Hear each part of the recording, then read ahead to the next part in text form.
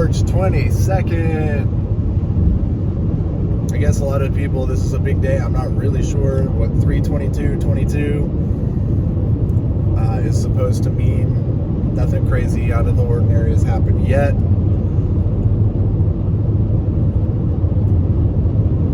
But I did want to,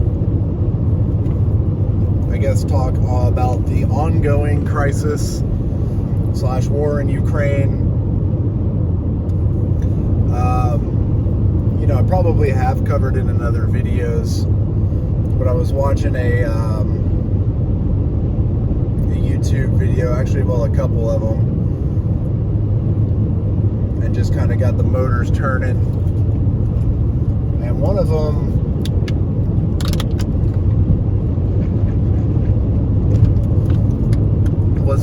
was The Hill, and it's Kim Iverson, and I love watching her. She has such a sharp tack, very intelligent, very quick-witted, and it was just interesting watching the dynamic between her and the other co-hosts, and how even the narrative that's being fed is just being almost just readily accepted.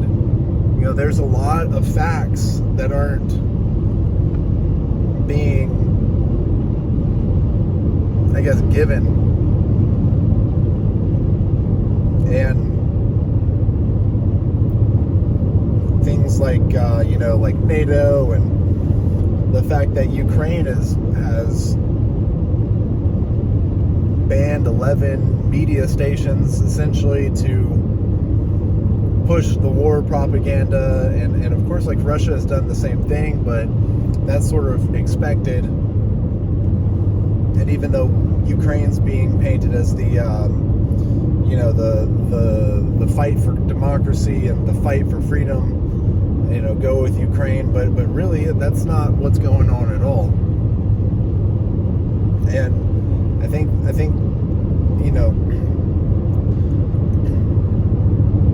you say it best when, like, you stand with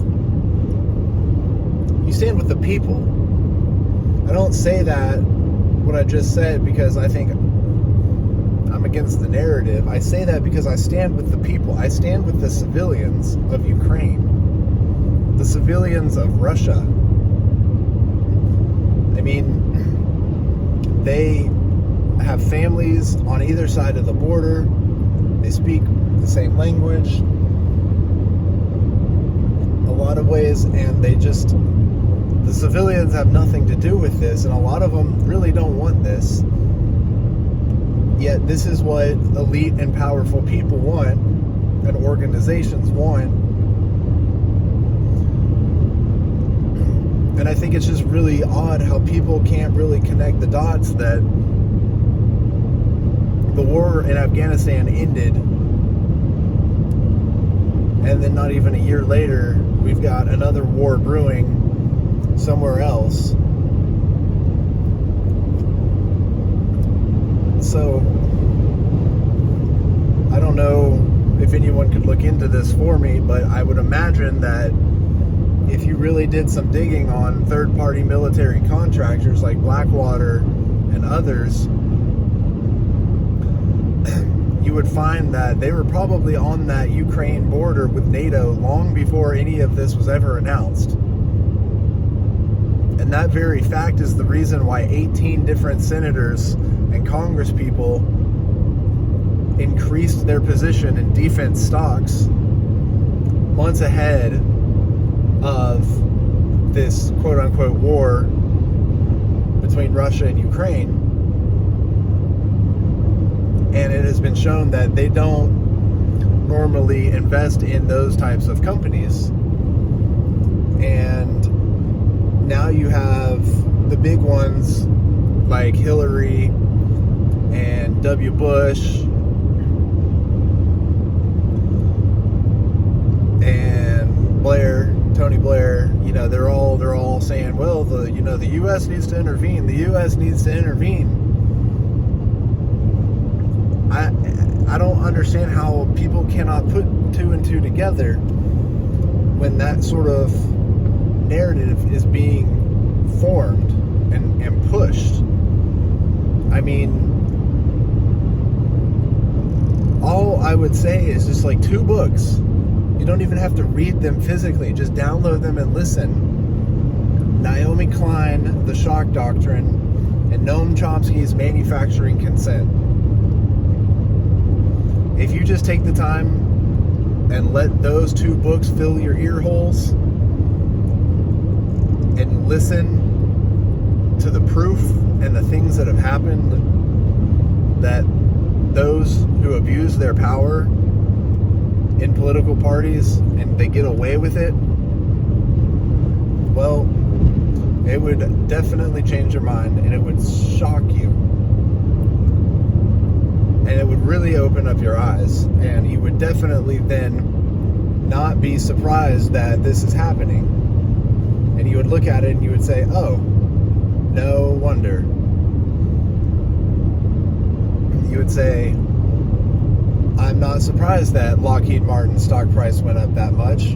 I'm not surprised that Boeing won this contract. I'm not surprised that, you know, these defense contractors did this thing.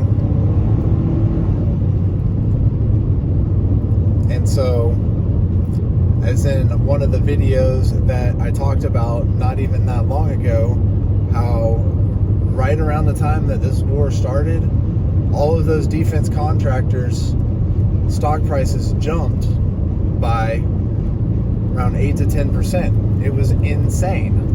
Absolutely insane. And just like with any company or any person who is commission-based, I mean, again, increased shareholder equity, that's what's drilled into our head, but that's the thing, right? Is it's all about sales. And if all of a sudden the war in Afghanistan is ending so that your presidential puppet can look good, well, JFK was assassinated by the CIA because he wanted to end the military-industrial complex. And, well, you can't really blame Biden if Putin does it. And then he's got to be, he kind of gets put into a position where he gets to be the strong man and go and save the day. Believe me, the U.S. is going to intervene around election time, and Biden will probably get reelected maybe because of that. And it's all political positioning. And even if not, it doesn't matter. Profits being made off of the lives of children and innocent civilians in both Russia and the Ukraine. Regular working class people are dying and suffering both physically and emotionally, literally dodging bombs.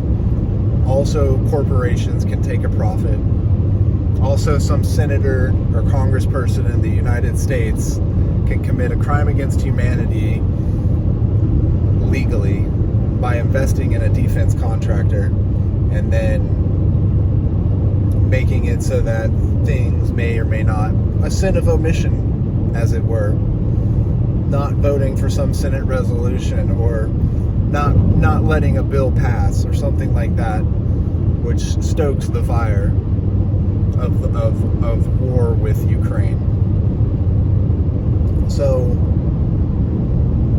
this stuff isn't really unheard of, and I know that you really want to believe that people are benevolent and that your elected officials wouldn't do such a thing. I don't think people are evil per se, but I do think that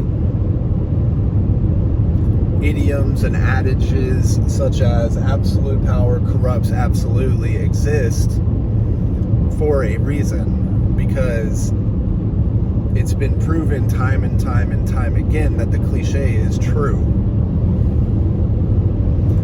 Just listening to a 1-year-old podcast not too long ago with Dan Carlin as the guest from Hardcore History, with Lex Fridman as the host, and Lex, being from Ukraine, talks about how, he's a little bit more familiar with Russia, Ukraine, the language, and Putin, and the history, and how Putin wasn't the same.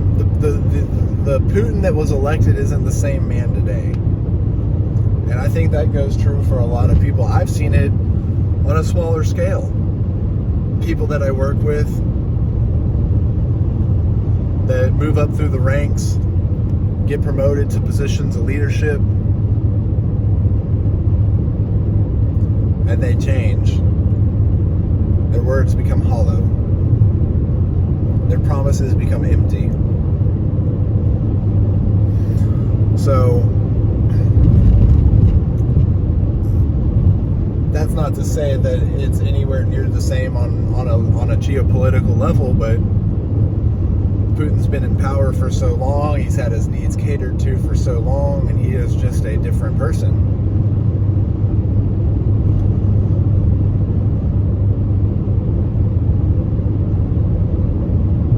And the narrative being pushed is so that unless you support U.S. intervention and war to fight big bad Russia, you're the bad guy. And we saw the exact same narrative with COVID. And unless you support vaccines and support big pharma and support the agenda, then, well, then you're not a patriot or whatever. And it's just so mind-blowing to me how there can be so much evidence between the World Economic Forum and history itself about how there are rich and powerful, wealthy businesses, companies, corporations, and individuals who can buy power by buying politicians, because wealth equals power. It really does. And the World Economic Forum being what it is, saying that this is how things are going to be. I mean, just with digital identity alone. And people why are people doing nothing? Is it because we all feel hopeless? Are we truly hopeless? Can anything be done? Nobody can really go off the grid if you think about it. It's near impossible to just go off grid.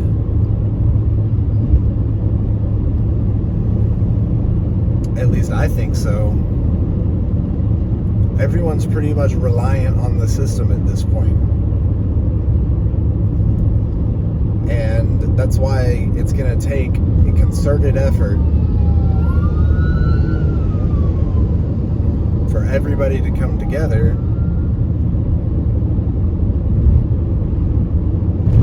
and change this. I mean, is this simply the answer of populism? Is populism what's going to have to happen in order for the system to revert back? Are we going to have another revolution? Are we going to have a revolution? There are a lot of people who hopefully are rising up and seeing this for what it is and won't let it happen. But as we saw during COVID, so many of us will just go along with it. Now, we might resist, and hopefully more of us will resist if they encroach a little further. Because, I mean, yes, a lot of people fought back against mask mandates, but I think really the vaccination cards were really one of those things where I think a lot of people did actually fight back against it and push back. And they really went heavy-handed in certain countries like Canada and Australia, where there's not many guns, right? Where they've taken a lot of guns away from the folks. And anyway,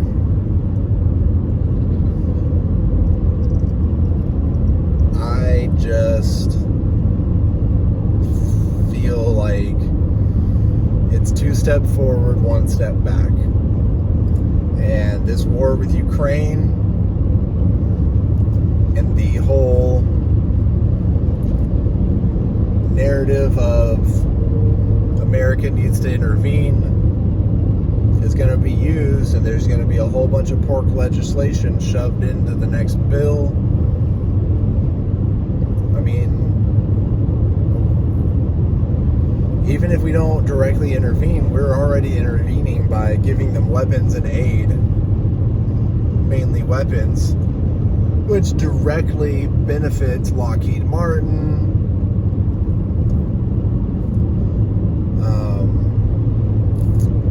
Kruger, whatever they are. You know, you can look up the defense companies. And guess who's paying for it? You, the taxpayer. You're paying for it with your tax dollars. You just, I don't know. I don't support that. I don't support any side fighting or bombing either side, because I don't support citizens and innocent people dying, all in the name of corporate profit and government greed. The system, the machine is too big, and it needs to be stopped.